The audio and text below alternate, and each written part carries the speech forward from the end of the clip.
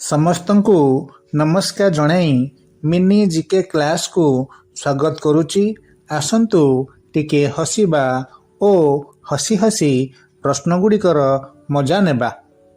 ପ୍ରଶ୍ନ ନମ୍ବର 1 ମଜା ପ୍ରଶ୍ନଟିଏ, ଏମିତି କେଉଁ ଜାଗା ଅଛି ଆମେ ଯିବା ଇଂଲିଶରେ କିନ୍ତୁ ଆସିବା ଓଡ଼ିଆରେ?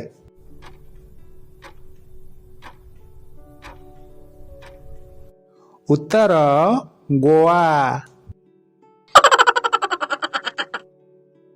ପ୍ରଶ୍ନ ନମ୍ବର 2 ଏମିତି କେଉଁ ଜିନିଷ ଅଛି ଯାହାର ଦାନ୍ତ ଅଛି ହେଲେ ପାଟି ନାହିଁ?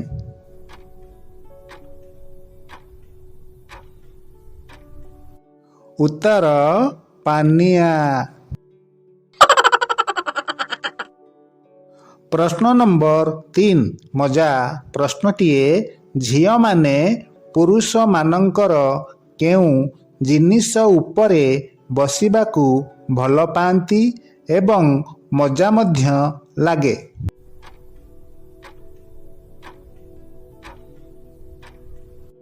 ଉତ୍ତର ବାଇକ୍ ଉପରେ। ପ୍ରଶ୍ନ ନମ୍ବର 4 ଏମିତି କେଉଁ ଜିନିଷ ଅଛି ଯାହା କେବଳ ଆମେ ଅନ୍ଧାରରେ ହିଁ ଦେଖିପାରୁ?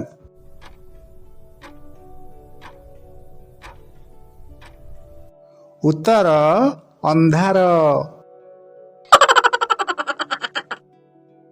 ପ୍ରଶ୍ନ ନମ୍ବର 5 କ'ଣ ଥରେ ଆଗକୁ ବଢ଼ିଲେ ପଛକୁ ଫେରିପାରେନି?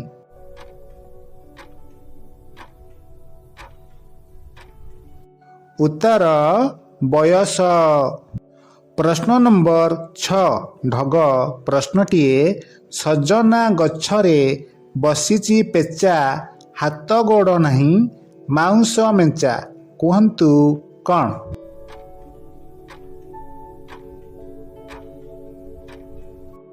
ଉତ୍ତର ଜୋକ। ପ୍ରଶ୍ନ ନମ୍ବର 7 ମଜାଦାର ପ୍ରଶ୍ନଟିଏ, ଛାଡ଼ପତ୍ରର ପ୍ରକୃତ କାରଣ କ'ଣ?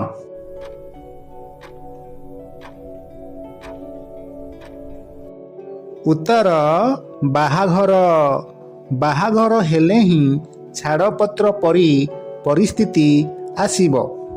ପ୍ରଶ୍ନ ନମ୍ବର 8 ମଜା ପ୍ରଶ୍ନଟିଏ, ସ୍ତ୍ରୀ ଅନ୍ୟ ସମସ୍ତଙ୍କୁ କରିଥାଏ କିନ୍ତୁ ନିଜ ସ୍ୱାମୀକୁ କରିନଥାଏ, କୁହନ୍ତୁ କ'ଣ?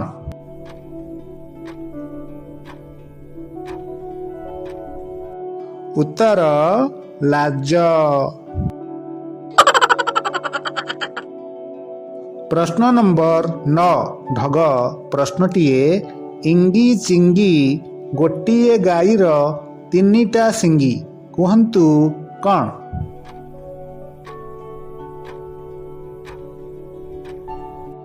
ଉତ୍ତର ଚୁଲି।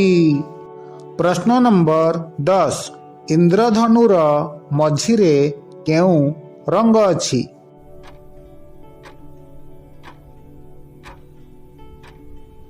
ଉତ୍ତର ସବୁଜ। ପ୍ରଶ୍ନ ନମ୍ବର 11 ମଜାଦାର ପ୍ରଶ୍ନଟିଏ, ପୁଅମାନଙ୍କର ଏମିତି କେଉଁ ଅଙ୍ଗ ଅଛି ଯେଉଁଥିରେ ହାଡ଼ ନାହିଁ କିନ୍ତୁ ପ୍ରେମ କରିବା ସମୟରେ କାମରେ ଆସିଥାଏ?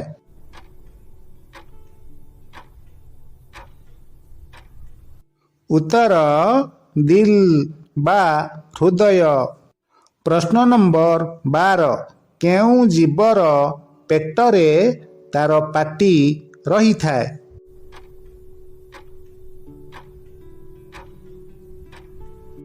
ଉତ୍ତର କଙ୍କଡ଼ା। ପ୍ରଶ୍ନ ନମ୍ବର 13 ଢଗ ପ୍ରଶ୍ନଟିଏ, ଅଣକୋଇଲା ବାପ ନାହିଁ ପୁଅ କାହୁଁ ଅଇଲା, କୁହନ୍ତୁ କ'ଣ?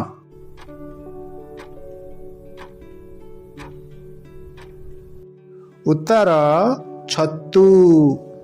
ପ୍ରଶ୍ନ ନମ୍ବର 14 କେଉଁ ଫଳ କେବେ ବି ଗଛରୁ ପଡ଼େ ନାହିଁ?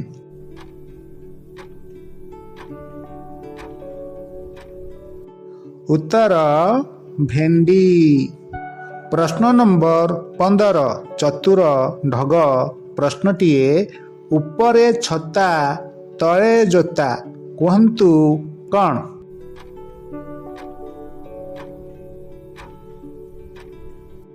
ଉତ୍ତର ସାରୁ ଗଛ। ଆପଣମାନଙ୍କ ପାଇଁ ଚତୁର ପ୍ରଶ୍ନଟିଏ ତାହା କ'ଣ ଦିନସାରା ଗୋଟେ ଜାଗାରେ ଥାଇ ଉଡ଼ୁଥାଏ? ଉତ୍ତରଟି ଜାଣିଥିଲେ କମେଣ୍ଟରେ ଲେଖନ୍ତୁ। ଧନ୍ୟବାଦ।